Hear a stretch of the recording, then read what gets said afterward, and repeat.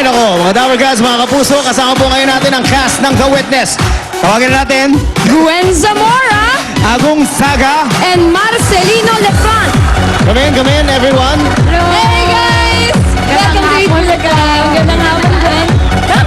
Kasama rin nila ang director na si Muhammad Yusuf and ang kanilang producer na si Rufino Duinanto. Okay, would you like to tell us more about the movie, guys? You should. You're so, bakit The Witness? Why is it entitled The Witness? What's this about?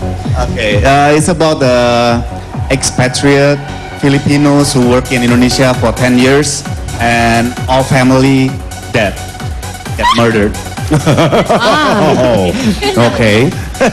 Gwen? Murder case is a drama suspense. Uh-huh. Suspense and drama. Yeah. Drama. Ayun naman, Filipina, tapos may na-witness siyang masama. Yun. Nako. Tapos, pag manonood na yung movie, you'll come out feeling so much better about yourself kasi You Okay. feel what lucky. she goes through is crazy and yung story nakakaiba talaga. So, manood po kayo, you will not regret watching it. At ang kapartner po ni Gwen dito ay si Agong na taga-Indonesia.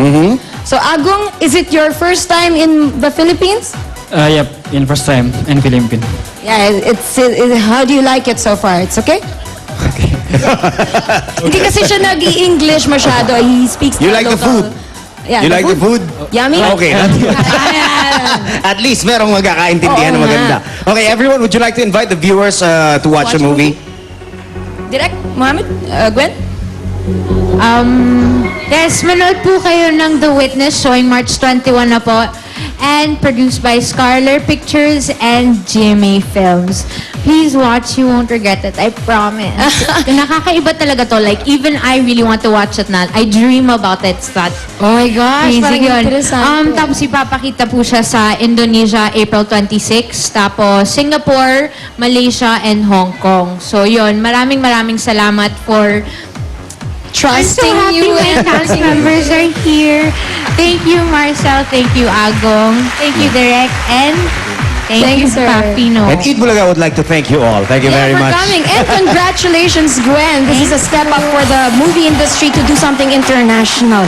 Thanks, guys, for coming to the show at supportan po salamat natin ang The po. Witness. Thank you. And we'd also like to greet Yancy Gabriela. Happy birthday. At maraming sa lahat ng Dapper Cats na nakisama sa atin ngayong Summer Saturday Tanghalian.